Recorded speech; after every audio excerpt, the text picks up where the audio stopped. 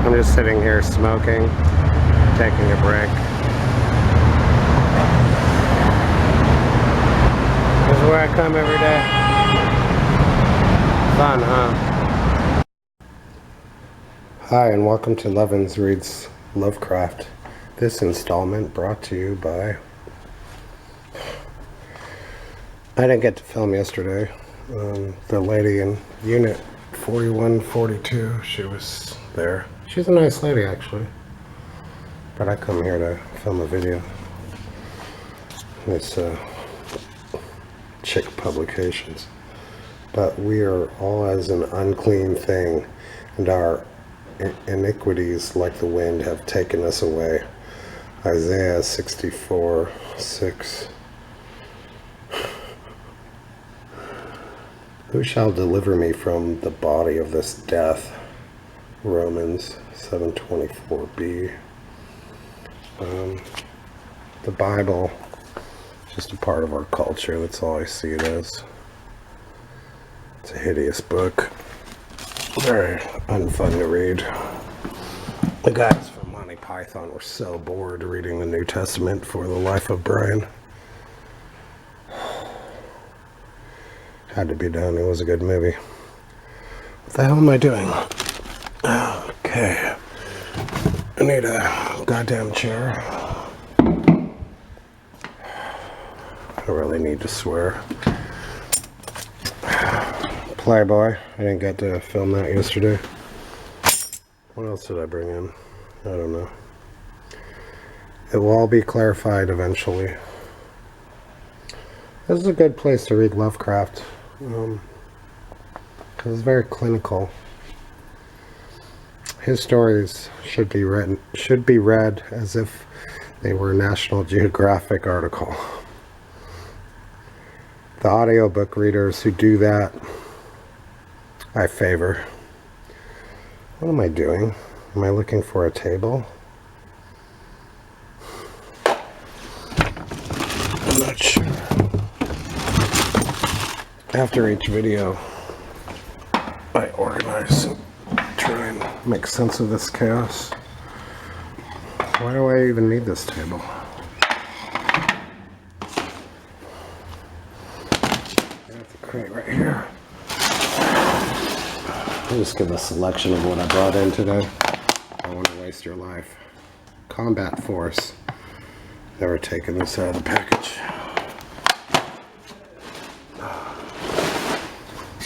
Two pieces of wood. A couple videotapes. One of them being Wildcats. Some bad porn film. I still have a working VCR. That was all good stuff.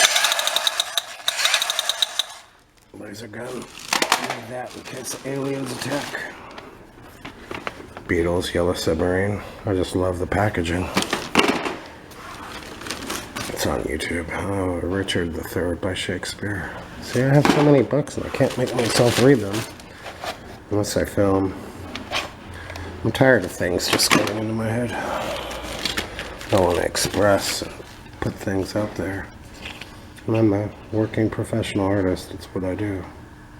Lauren, pitch pipe. Oh yeah, I have to make sounds.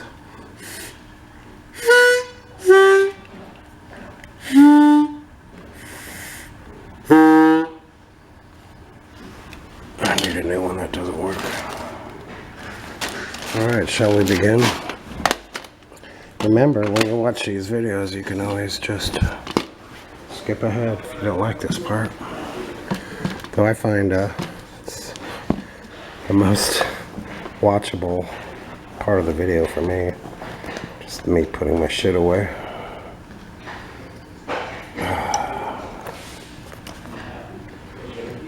I don't think anyone's gonna mind if I say a swear word here or there. Never a dull moment with people. That's part of what I'm doing here. The transition of Juan Romero. Okay, I got my glasses of power on. The climax of that awful night was composite but fairly brief, beginning just as I reached the final cavern of the journey. Out of the darkness, immediately ahead burst a final shriek from the Mexican, which was joined by such a chorus of uncouth sound as I could never hear again and survive. In that moment, it seemed as if all the hidden terrors and monstrosities of Earth had become articulate in an effort to overwhelm the human race.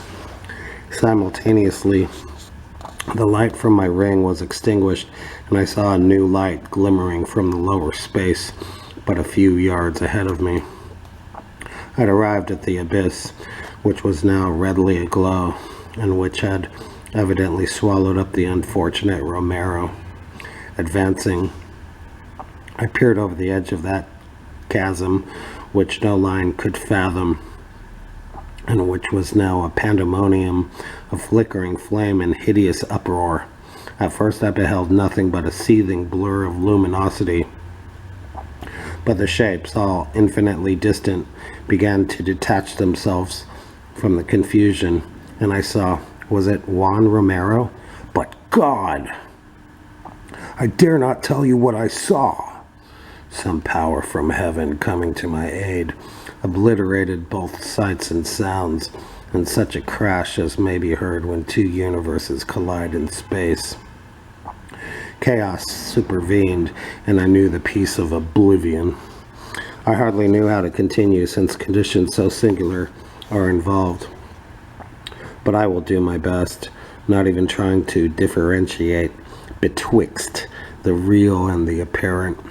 When I awaked, I was safe in my bunk, and the red glow of dawn was visible at the window.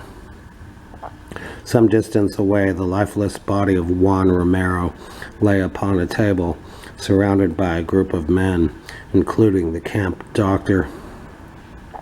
The men were discussing the strange death of the Mexican as he lay asleep, a death seemingly connected in some way with the terrible bolt of lightning which had struck and shaken the mountain. No direct cause was evident, and an autopsy failed to show any reason why Romero should not be living. Snatches of conversation indicated beyond a doubt that neither Romero nor I had left the bunkhouse during the night, that neither had been awake during the frightful storm which had passed over the Cactus Range. That storm, said men who had ventured down the mine shaft, had caused extensive caving in and had completely closed the deep abyss which had created so much apprehension the day before. When I asked the watchman what sounds he had heard prior to the mighty thunderbolt, he mentioned a coyote, a dog, and the snarling mountain wind, nothing more, nor do I doubt his word. Upon the resumption of work, Superintendent Arthur called on some especially dependable men to make a few investigations around the spot where the gulf had appeared. Though hardly eager, they obeyed, and a deep boring was made. Results were very curious. The roof of the void, as seen whilst it was open, was not by any means thick, yet now the drills of the investigators met what appeared to be a limitless extent of solid rock.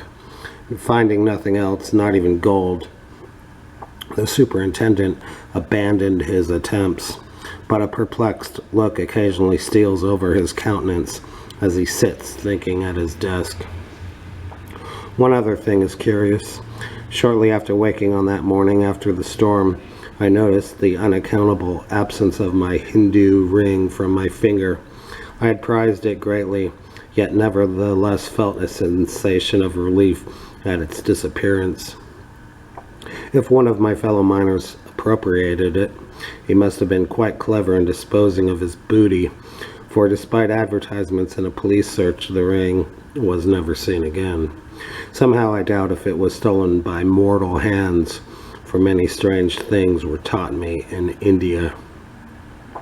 My opinion of my whole experience varies from time to time. In broad daylight and at most seasons, I am apt to think the greater part of it a mere dream. But sometimes in the autumn, about 2 in the morning, when winds and animals howl dismally, there comes from inconceivable depths below a damnable suggestion of rhythmical throbbing. And I feel that the transition of Juan Romero was a terrible one indeed.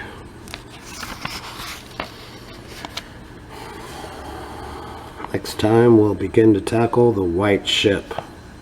Thanks for putting up with me. I appreciate it deeply. One last thing, because it's so cool.